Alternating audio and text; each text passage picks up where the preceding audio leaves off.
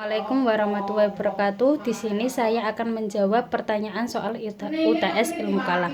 Yang pertama yaitu menurut saya masyarakat awam perlu belajar tentang ilmu kalam, walaupun hanya sebatas dasarnya saja, karena ilmu kalam sangat berguna. Seperti yang dikatakan oleh para ulama bahwa belajar ilmu kalam hukumnya fardu kifayah. Harus ada di antara umat ini yang mau serius untuk mendalami berbagai aliran filsafat barat modern, kemudian dibongkar kelemahan mereka serta ditunjukkan mengenai kebenaran Islam. Dengan demikian, umat bisa menyadari dan tidak selalu mengikuti setiap alur kehidupan yang dipromosikan oleh Barat. Yang nomor 2 yaitu analisis korelasi ilmu kalam, ilmu filsafat, dan ilmu tasawuf. Ilmu kalam juga berfungsi sebagai pengendali ilmu tasawuf. Ketika muncul suatu aliran yang bertentangan dengan akidah, ilmu tasawuf memberi kesan rohaniyah terhadap ilmu kalam yang cenderung mengandung muataran rasional dan kering dari kesadaran penghayatan atau sentuhan hati. Antara tasawuf dan filsafat muncullah tasawuf filosofis yang dimana ajaran-ajarannya memadukan antara visi, misi, dan visi rasional penggagasannya. Tasawuf filosofis menggunakan terminologi filosofis yang berasal dari ajaran-ajaran filsafat dan para tokohnya. Analisis komparasi ilmu kalam, ilmu filsafat, dan ilmu tasawuf.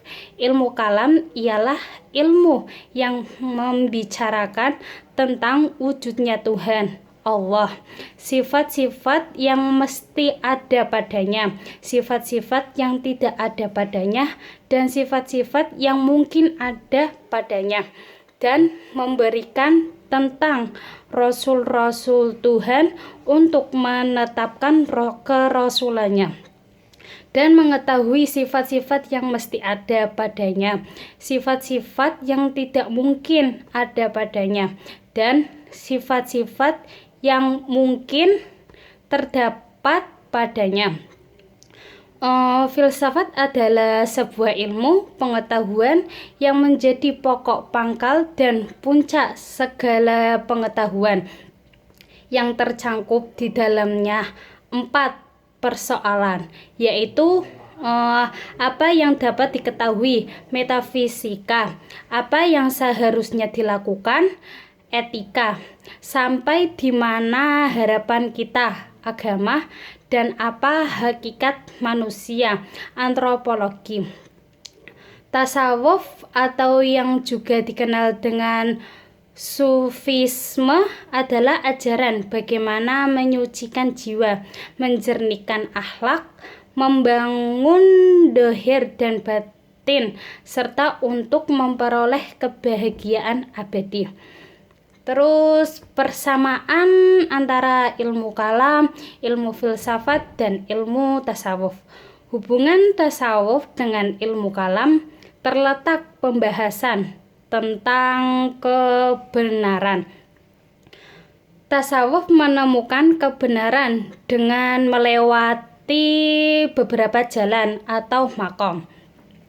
Sedangkan kebenaran dalam ilmu kalam berupa diketahuinya kebenaran ajaran agama melalui penalaran akal budi yang kemudian dirujukan kepada nas, Al-Quran, dan hadis.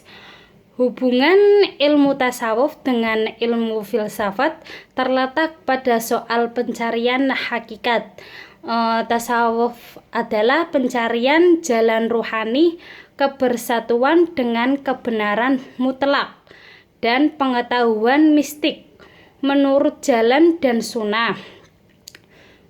Sedangkan filsafat tidak dimaksudkan hanya filsafah peripatetik yang rasionalistik, tetapi seluruh mazhab intelektual dalam kultur Islam yang telah berusaha mencapai pengetahuan mengenai sebab awal melalui daya intelek.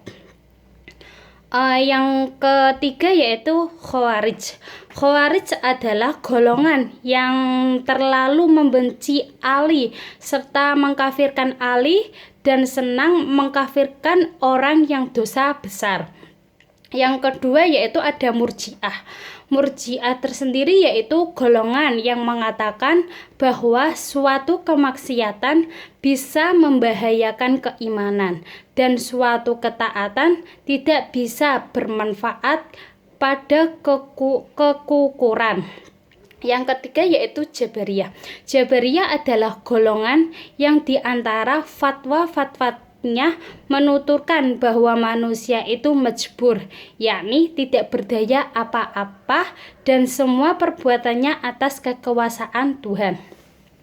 Yang nomor 4 yaitu Qadariyah, adalah aliran yang percaya bahwa segala tindakan manusia itu tidak ada campur tangan dari Tuhan. Aliran ini berpendapat tiap-tiap manusia adalah pencipta bagi segala perbuatannya. Dia dapat berbuat sesuatu atau meninggalkannya atas kehendaknya sendiri. Terus yang nomor 5 yaitu Mu'tazilah. Mu'tazilah adalah golongan yang berfaham bahwa Tuhan tidak mempunyai sifat bahwa manusia membuat atau melakukan pekerjaannya sendiri. Yang nomor 6 yaitu Asy'ariyah atau Maturidiyah. Asy'ariyah yaitu mengambil dasar keyakinannya dari Kulabiyah, yaitu pemikiran dari Abu Muhammad bin Kulab dalam meyakini sifat-sifat Allah, kemudian mengendapkan akal rasional di atas tekstual ayat nas dalam memahami Al-Quran dan hadis. Sedangkan Maturidiyah yaitu pemikiran teologisnya. Al-Maturidi mendasarkan pada Al-Quran dan akal. Dalam hal ini ia sama dengan Asy'ari, namun porsi yang diberikannya kepada akal lebih besar daripada yang diberikan Al-Asy'ari. Menurut Al-Maturidi, mengetahui Tuhan dan kewajibannya mengetahui Tuhan dapat diketahui dengan akal. Terus yang paling mendominasi di negara Indonesia yaitu lebih condong kepada pemikiran Asy'ariyah yang fleksibel. Pendapat-pendapat ulama besar dalam sistem al-mazhab, karena tanpa bertumpu madhab kitab-kitab mazhab hanya akan menimbulkan pemutaran balikan ajaran agama yang sebenarnya. Yang nomor 4, yang pertama pelaku dosa besar. Khawarij.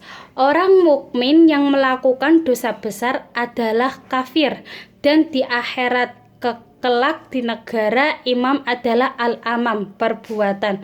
Seseorang dikatakan beriman jika perbuatannya menunjukkan ketaatan kepada Allah dan Rasul-Nya. Murji'ah, orang mukmin yang melakukan dosa besar tindaklah dikatakan kafir, tetapi mukmin fasik tetap mukmin karena ia masih beriman kepada Allah, dan dikatakan fasik karena ia telah melakukan dosa besar dan di akhiratnya diserahkan kepada keputusan Allah Subhanahu wa taala.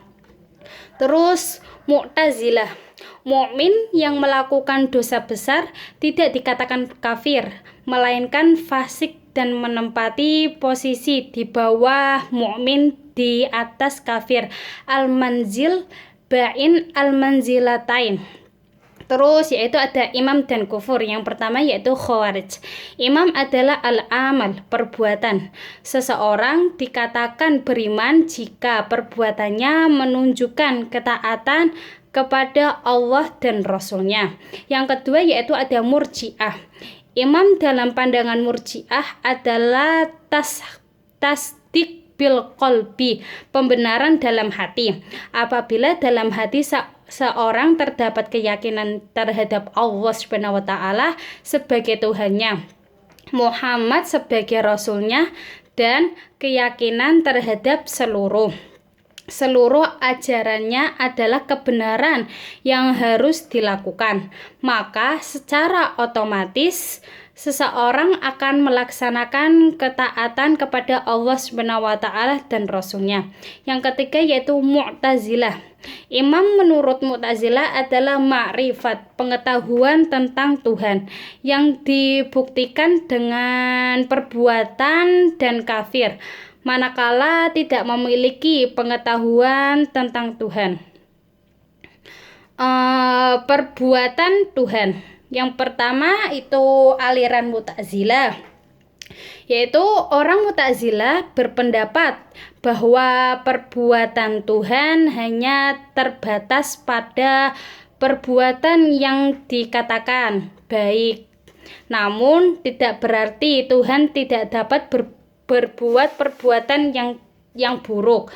Tuhan tidak melakukan perbuatan buruk karena Ia sendiri mengetahui keburukan dari perbuatan buruk itu sendiri. Kelompok Asy'ariyah tidak menerima paham Tuhan mempunyai kewajiban Tuhan dapat berbuat sesuka hatinya terhadap makhluknya. Karena alasan inilah aliran ini menerima paham pemberian beban di luar kemampuan manusia. Yang ketiga yaitu aliran Maturidiyah. Sama kayak berpendapat bahwa perbuatan Tuhan hanyalah menyangkut hal-hal yang baik saja. Terus ada sifat-sifat Tuhan dan keadilannya.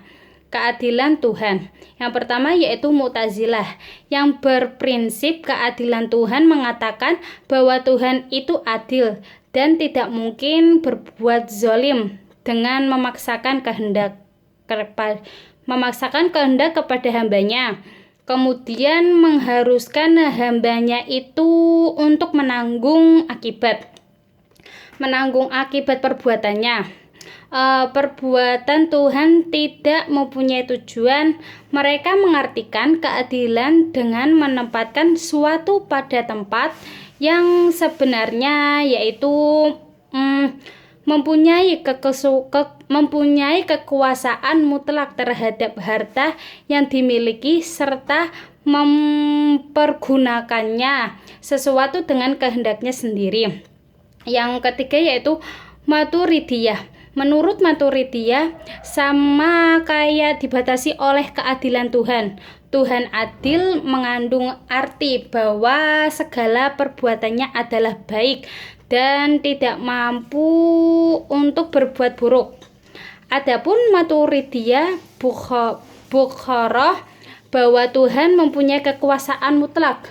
Tuhan berbuat apa saja yang dikehendakinya dan menentukan segala-galanya. Terima kasih dari saya. Wassalamualaikum warahmatullahi wabarakatuh.